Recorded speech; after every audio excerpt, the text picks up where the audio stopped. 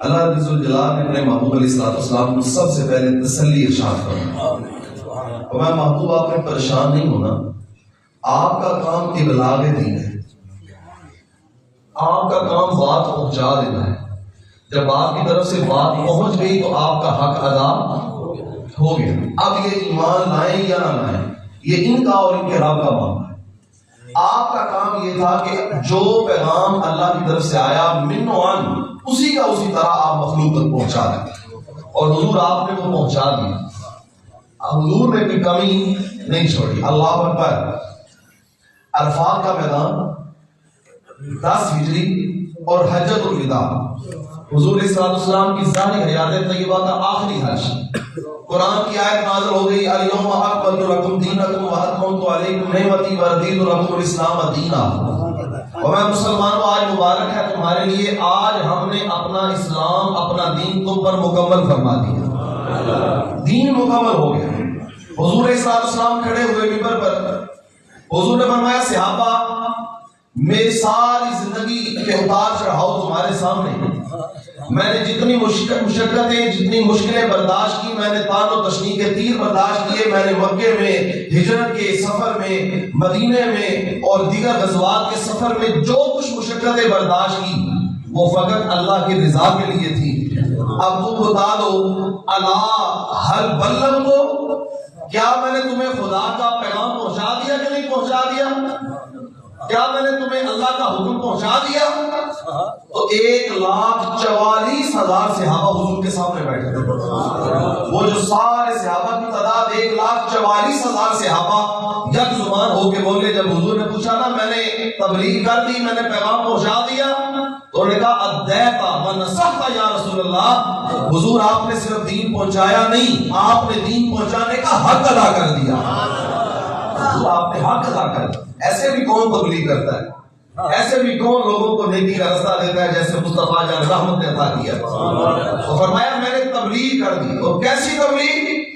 ہر مشکل کے باوجود، ہر کٹھن مرحلے میں۔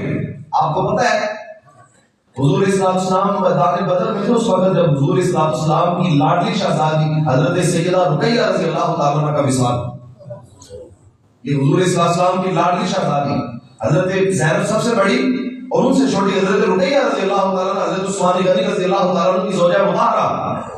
فرمایا عثمان تم یہاں رک جاؤ۔ میں نے کہا تھا نا بدر میں کہ کچھ صحابہ ایسے تھے جن کو حضور نے روکا، ان میں حضرت عثمان تھے، اس لیے کہ حضرت رقیہ رضی اللہ تعالیٰ عنہ کی طبیعت ٹھیک نہیں تھی۔ کیا حضور کو پتا نہیں تھا کہ میرے آنے تک یہ نہیں رہے گی؟ لیکن اس امت کے درد میں، اس امت کی تبلیغ میں، راہ حق میں نکل گئے حضور، اور بیٹی حضور صلی اللہ علیہ وسلم کی گھر میں طبیعت ٹھیک نہیں، ناساز، بستر مرگ پر۔ حضرت زید بن حارثہ کہتے ہیں جب حضور نے مجھے بھیجا نا خبر دینے کے لیے مدینے میں کہ جاؤ مدینے والوں کو کہو مسلمان فاتح بن کے آ رہے ہیں، جاؤ خبر دے دو، تو کہتا ہے میں جب مدینے میں داخل ہوا تو میں نے رش دیکھا جنت البقیع میں، اور میں نے کچھ لوگوں کو کھڑے دیکھا تو میں سمجھ گیا ہو نہ ہو آج حضور کی بیٹی کا مثال ہو گیا ہے۔ تو اس حد تک جا کر حضور نے تبلیغ کر دی۔ کوئی جاتا ہے گھر ایسے چھوڑ کر، کوئی چلے پر، کوئی تقریر پر، کوئی واز پر، کوئی نصیحت پر، کوئی نماز نہ پڑھے، جب یہ موقع آ جائے کہ بیٹی گھر میں طبیعت ٹھیک نہیں ہو، یہ وقت آن پہنچا۔ لیکن حضور علیہ السلام اس خاص وقت میں جب ضرورت تھی گھر میں 313 لوگوں کو لے کر اعلیٰ کلمت الحق کے لیے میدان میں پہنچ گئے۔ یہ اللہ کے نبی علیہ السلام کی تبلیغ، اس لیے فرمایا محبوب آپ پریشان ہو، آپ نے تبلیغ کر دی، آپ نے پیغام پہنچا دیا، اور آپ کا کام پیغام پہنچانا ہی تھا۔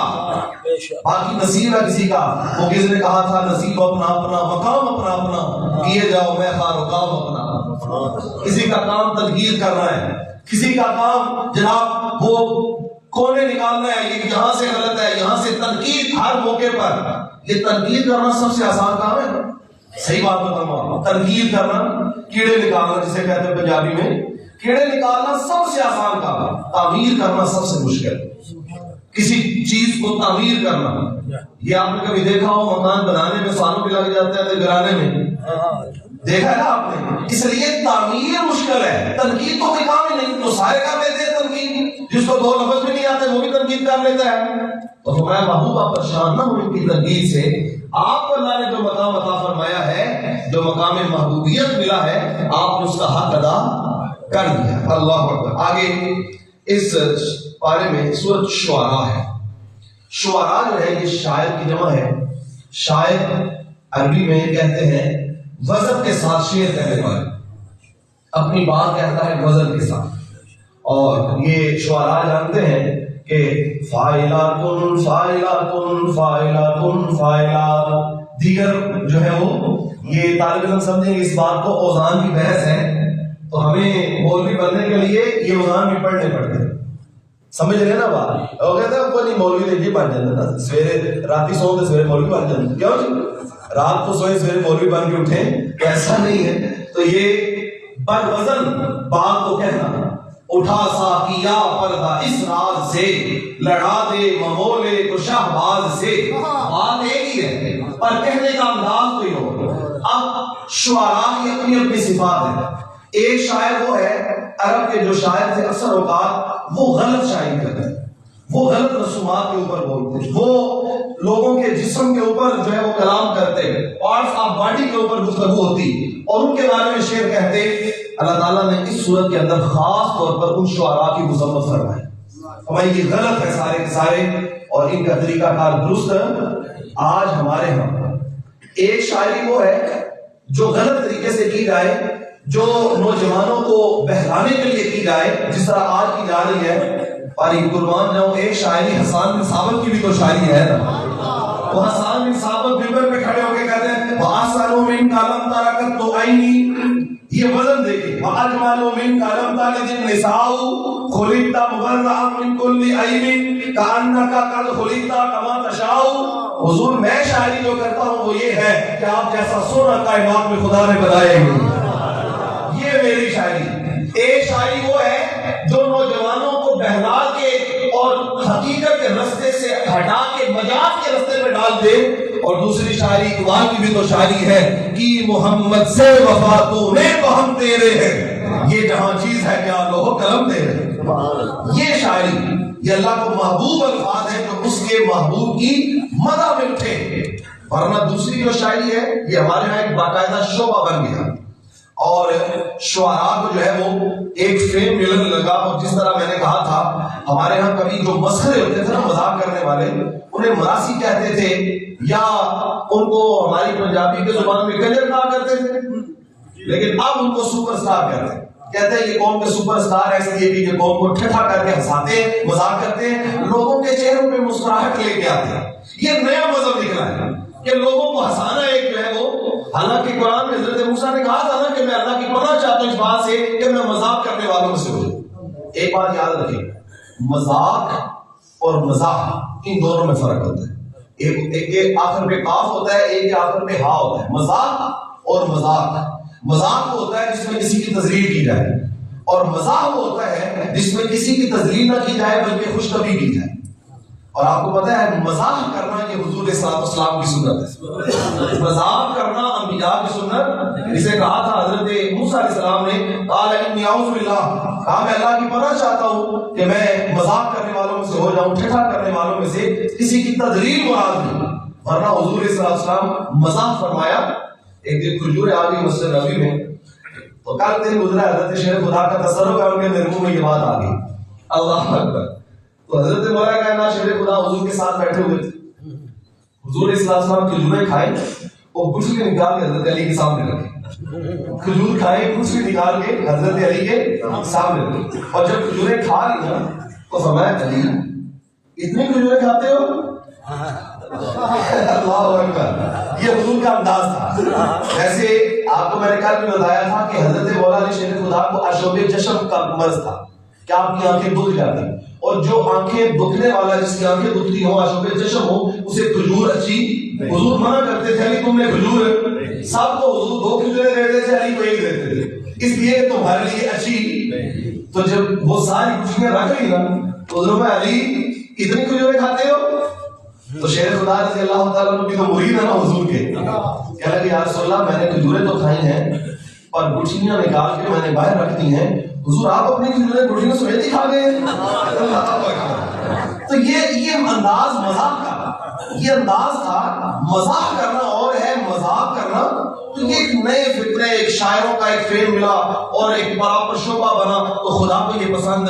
یہ سورہ شعراء اسی کی مذمت میں، آخری آیات اسی کی مذمت میں. اس کی تفصیل میں زیادہ نہیں جاؤں گا، اس لیے کہ اس سورت کے شروع میں حضرت موسیٰ کا تذکرہ ہے.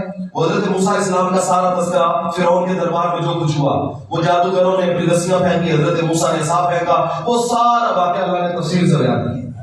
اس کے بعد اگلے رکوع میں حضرت ہود علیہ السلام کی قوم عاد کا تذکرہ ہے، جنہوں نے نافرمانی کی تو اللہ تعالیٰ نے پھر ان کے اوپر عذاب نازل کیا. پھر حضرت لوط کا تذکرہ ہے کہ ان کی قوم نے نافرمانی کی، غیر فطری طریقے سے اپنی خواہشات کو پورا کرنے لگے، اللہ نے پتھر برسائے.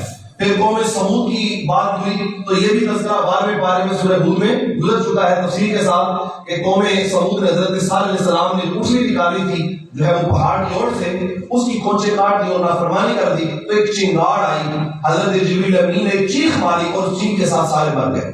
یہ سارا واقعہ سورہ شعراء کے اندر ہے اور انبیاء کے تذکرے ہیں، اور اللہ تعالیٰ نے اس میں اپنے عذابوں کا تذکرہ کیا اور آخر میں جو ہے وہ شعراء کی مذمت بیان فرمائی. اور یہ لاہ و لاہ کرتے ہیں، یہ فضول باتیں کرتے ہیں، یہ جوڑ جوڑ کے بیٹھے رہتے ہیں. اور ویسے بھی جو ایک زمانہ تھا مجھے بھی شوق ہوا لکھنے کا کہ میں بھی کچھ لکھوں، آخر لکھنا چاہیے.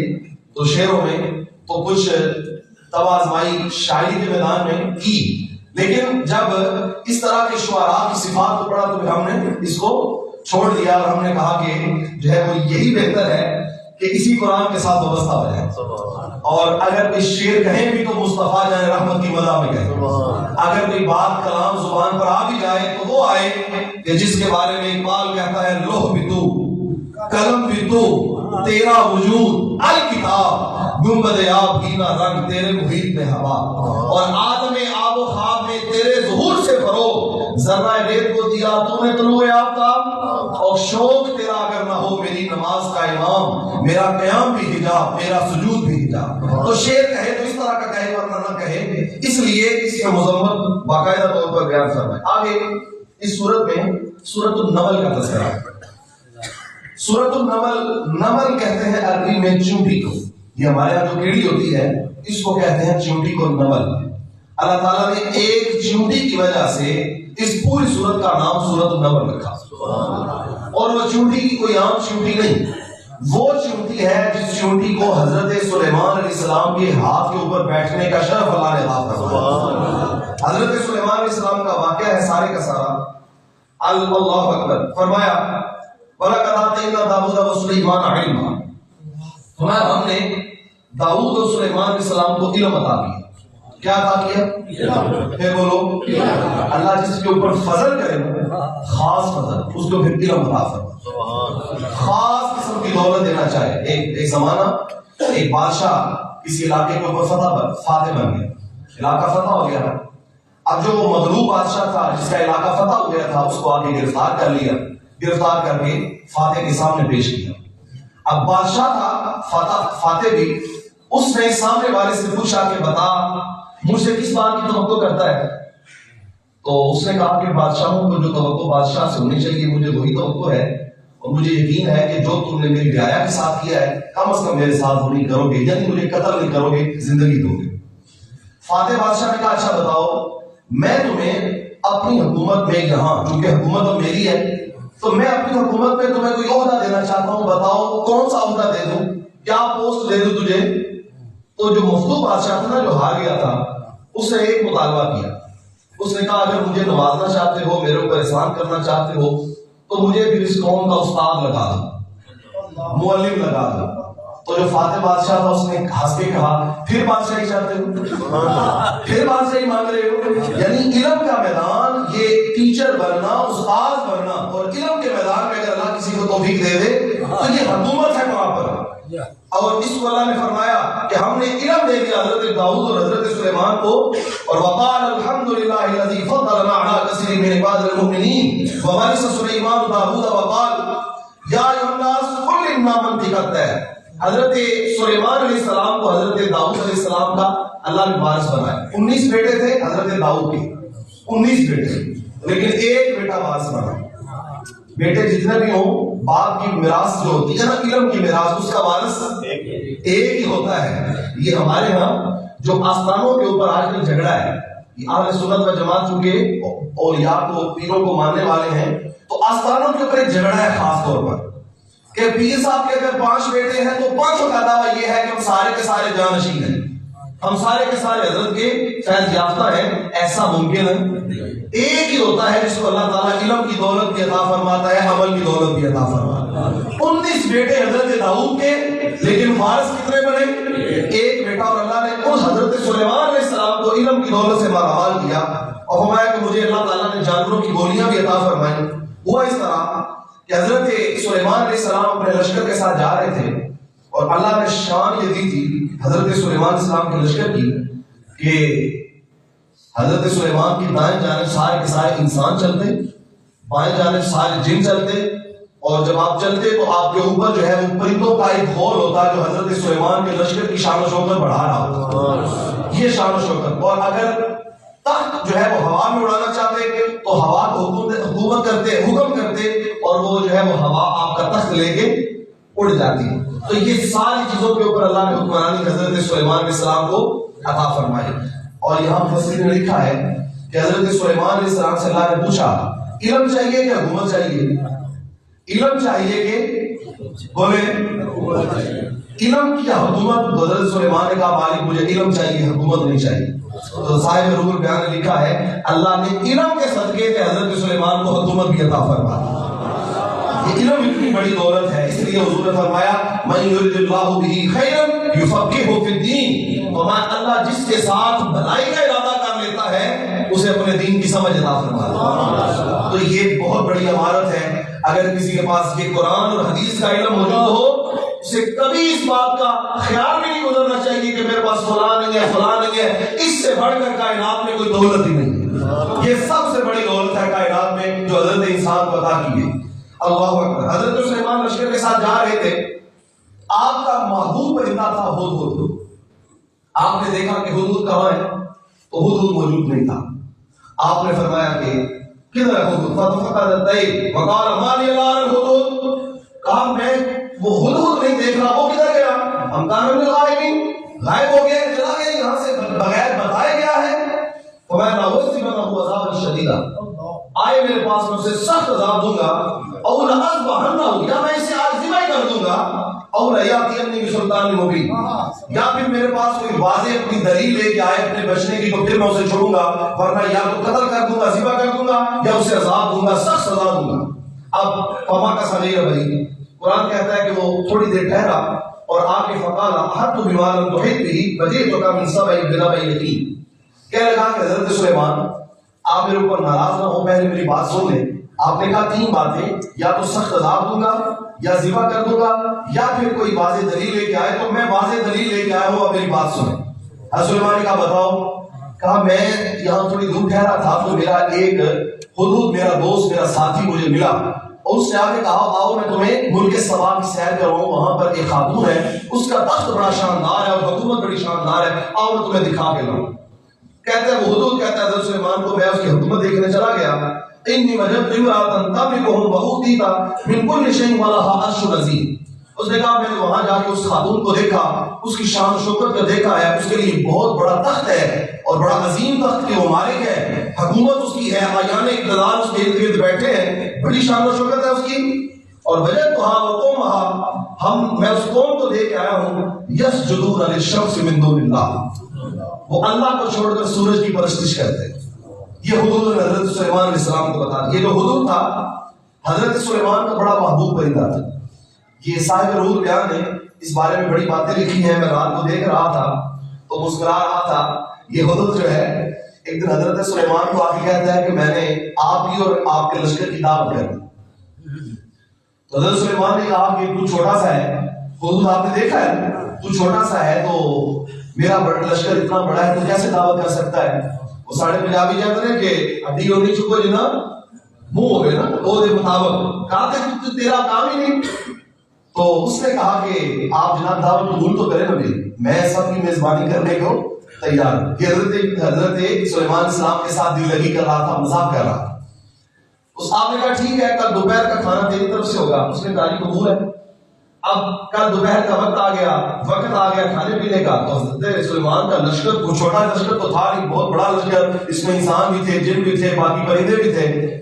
تو وقت ہو گیا کھانے کا. تو یہ حدود جو ہے ہوا میں اڑانے بڑے, کبھی ادھر جائے کبھی ادھر جائے, کبھی دائیں کبھی بائیں.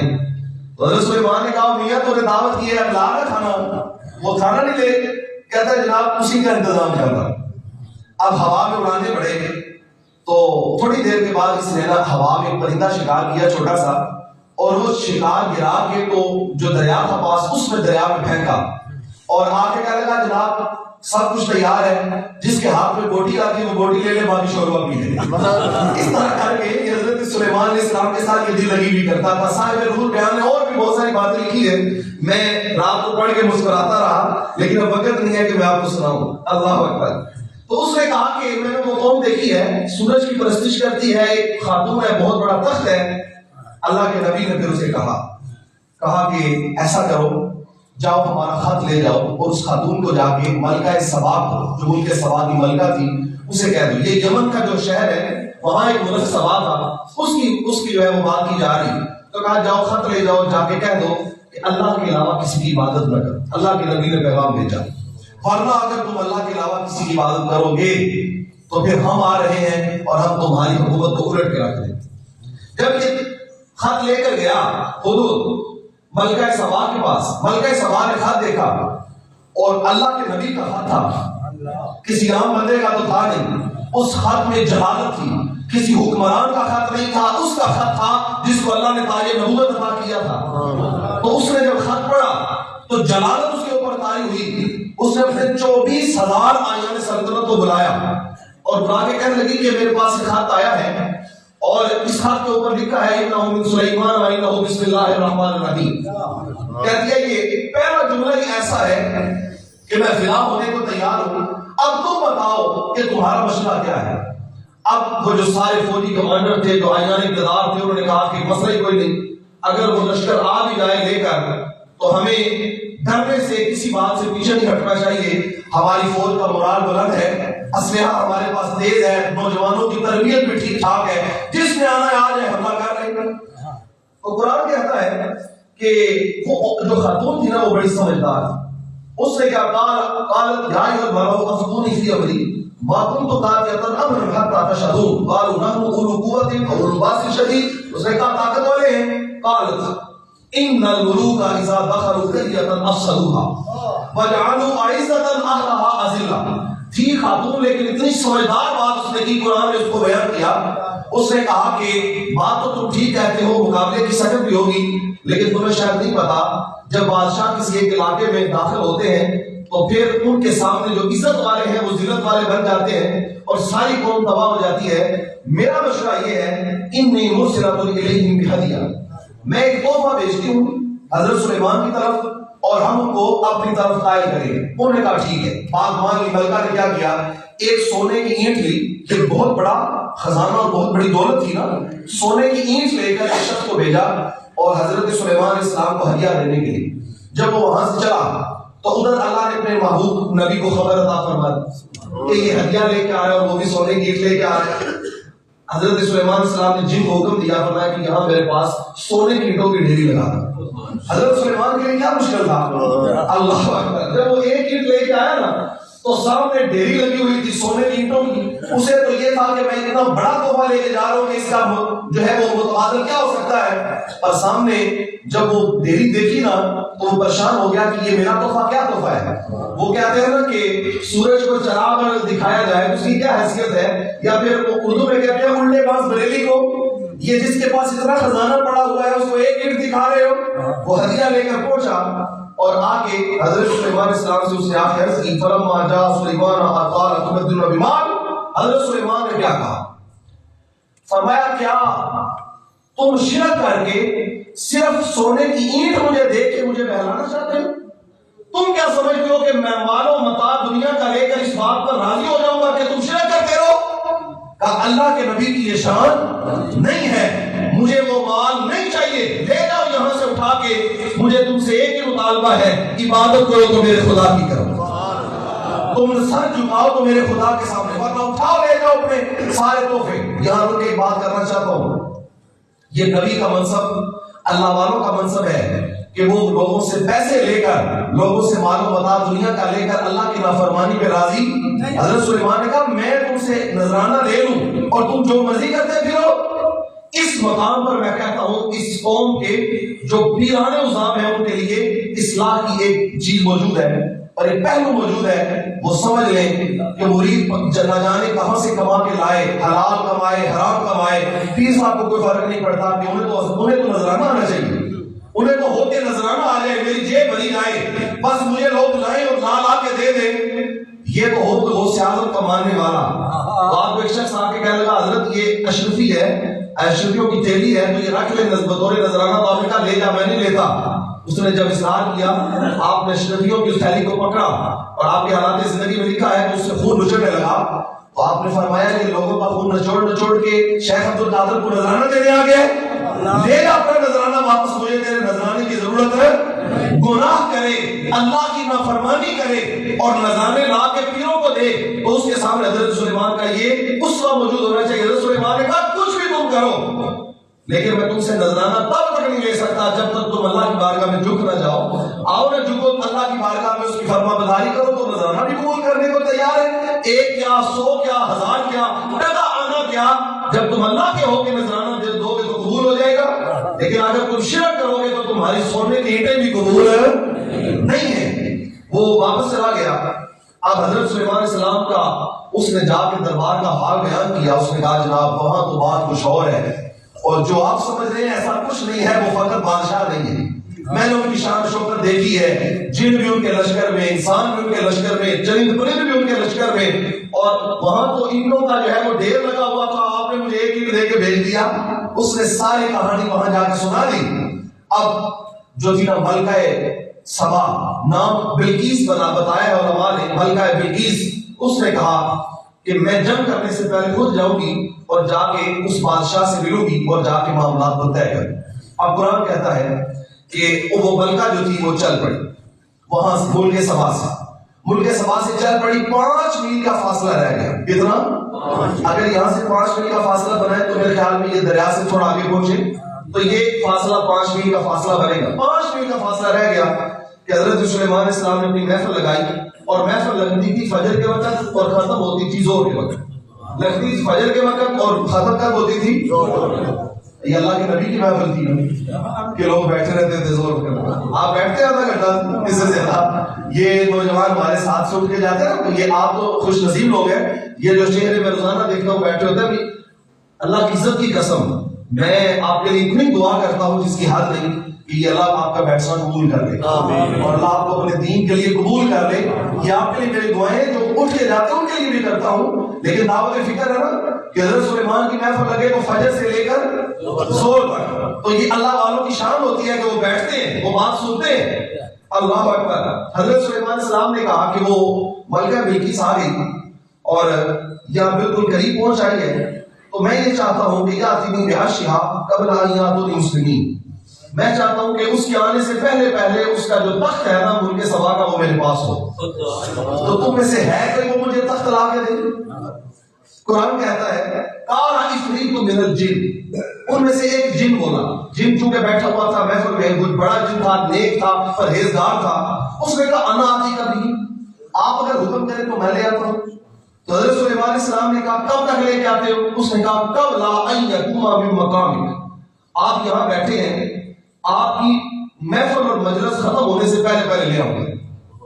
محفل لگتی تھی صبح کے وقت، ختم ہوتی تھی زور کے وقت، تو اس نے کہا میں آپ کی محفل ختم ہونے سے پہلے اب آپ سمجھنا ذرا اس بات کو، جن ہے عفریت، اس کا نام قرآن نے بیان کیا، وہ عفریت من الجن تھا۔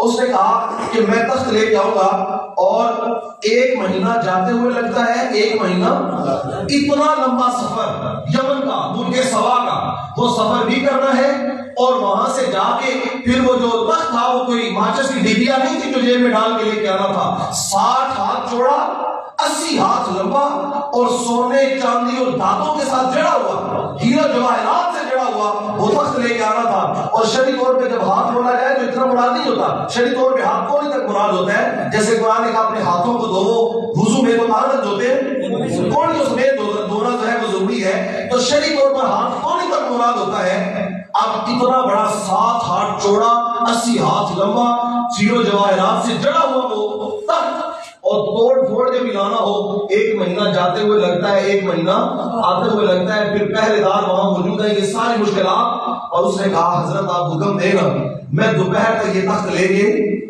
حضرت سلیمان علیہ السلام نے کہا کہ نہیں، تخت مجھے اس سے بھی پہلے چاہیے، یہ آ گئی بلکہ اس سے بھی پہلے تخت لا کے دو۔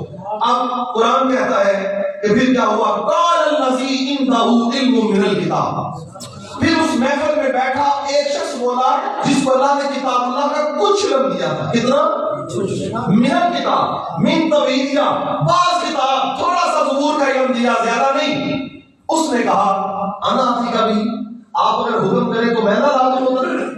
علماء نے لکھا ہے کہ حضرت سلیمان علیہ السلام کا خالہ زاد بھائی تھا اور آپ کا صحابی تھا، نام تھا آصف بن برخیہ، نبی نہیں تھا ولی تھا، کیا تھا؟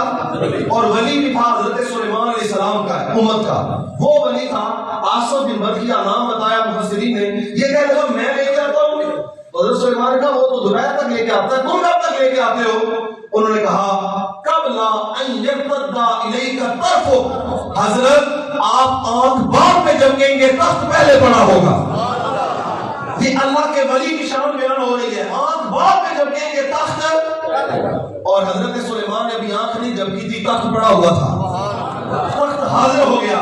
یہ اللہ کے نبی حضرت سلیمان کی امت کے ولی کی شان ہے کہ آنے وقت میں ملک سبا کا تخت لے کے آئے، تو پھر جو حضور کی امت کا ولی ہے ان کی شان کا عالم کیا ہوگا؟ لوگ ایسے ہی انکار کرتے پھرتے ہیں۔ ایک بات یاد رکھیں، یہ حضرت آصف بن برخیہ کی کرامت تھی کہ تخت آ گیا، کیا تھی؟ اگر کوئی شخص مطلقاً کرامت کا انکار کرے دار اسلام سے خارج ہو جائے گا، کافر ہو جائے گا، اس لیے کہ وہ کرامت کا انکار اس لیے کر رہا ہے کہ قرآن اس کو بیان کرتا ہے، لفظ موجود قرآن میں۔ اگر کوئی ولی کی کرامت کا انکار کرے دار اسلام سے خارج ہو جائے گا، ختم ہو گئی بات، اس لیے وہ قرآن کا منکر ٹھہرے گا۔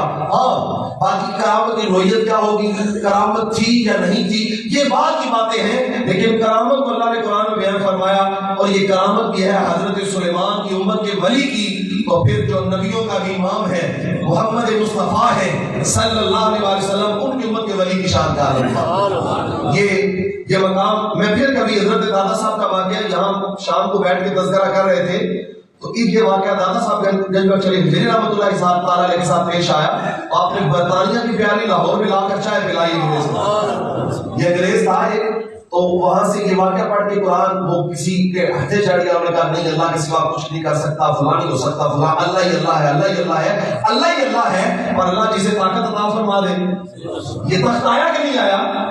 تو وہ چلتے چلتے لاہور یہاں سے گزرے، دادا صاحب سے کہا جی مجھے خوشبو آ رہی ہے، انہوں نے کہا نہیں یہ تو شرک آٹا ہے، اس نے کہا یہ شرک آٹا نہیں لگتا مجھے، یہاں سے شرک کی بو نہیں آ رہی، مجھے تو توحید کی خوشبو آ رہی ہے۔ تو چلو نا ذرا، جب وہاں پہنچے تو دروازے میں داخل ہوئے تو سفید داڑھی والے بزرگ، انہوں نے کہا جناب ٹھنڈا لیں گے کہ گرم لیں گے؟ اس نے کہا میں ٹھنڈے علاقے سے آیا ہوں تو مجھے گرم ہی مل جائے گا۔ تو آپ نے ایسے حضرت دادا صاحب گنج بخش بھیجوی خود موجود تھے، اور آج بھی انگریز کی قبر حضرت دادا صاحب کے پاس، آج بھی آپ جا کے دیکھ سکتے ہیں اس انگریز کی قبر۔ تو ایسے ایک پیالی آئی تو وہ غش کھا کے گر پڑا، بے ہوش ہو گیا، تھوڑی دیر کے بعد ہوش آیا، تو ان لوگوں نے کہا کیا ہوا تجھے؟